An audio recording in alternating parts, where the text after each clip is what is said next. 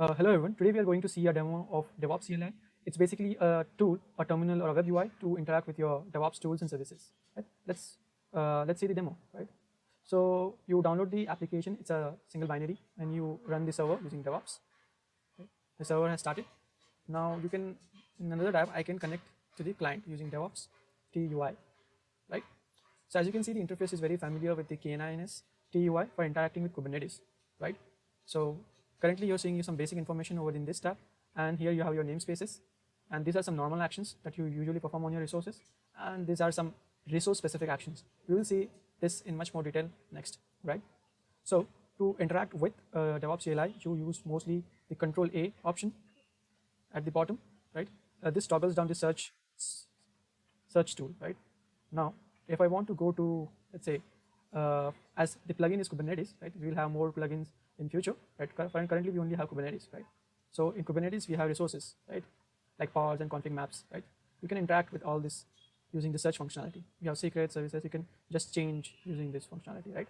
And if you want to interact with other clusters or multiple clusters, right?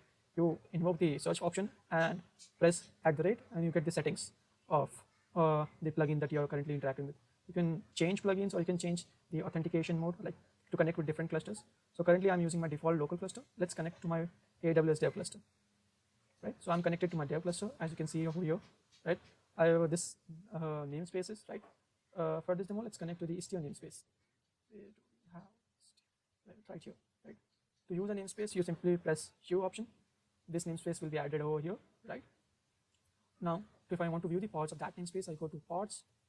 So this is showing the default namespace, right? Now to switch to the Istio namespace, I will click on 1, right? This UI is very familiar with K9s, right? As well as the key bindings, right? Now you can interact with this resources. You can either view the YAML using Control Y, right?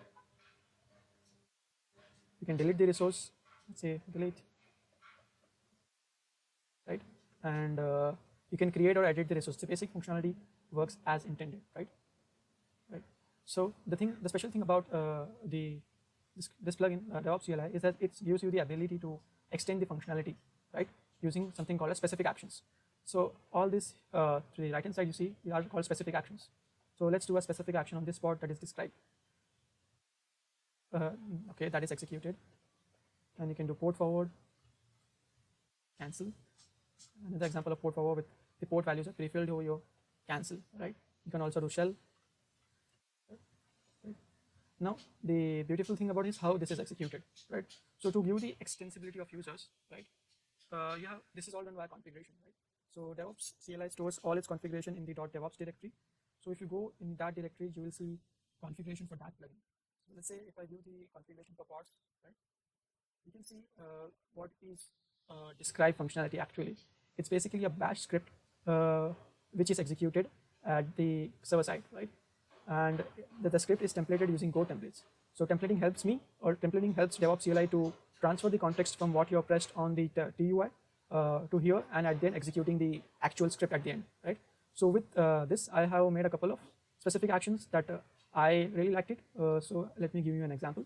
So if I go to client, right, I have created a specific action called what is this.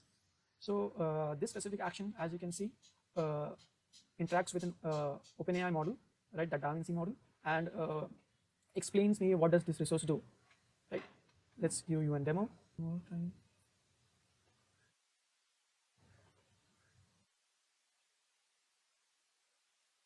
Yes, it's something comes up, right? So that is one thing. So one more specific action that I have added is called open app. So this not only port forwards the applications but also opens it in the UI, right? So if I press O, right, it asks me for the container port. So it is 16686. As this resource does not have already a port described, that's why it is empty. But if it is already there, this will be pre-filled. So I'll press OK. So as you can see, not only it port forwarded the application, but also opened the web app on the UI. So with this specific action, you can extend it as per your need.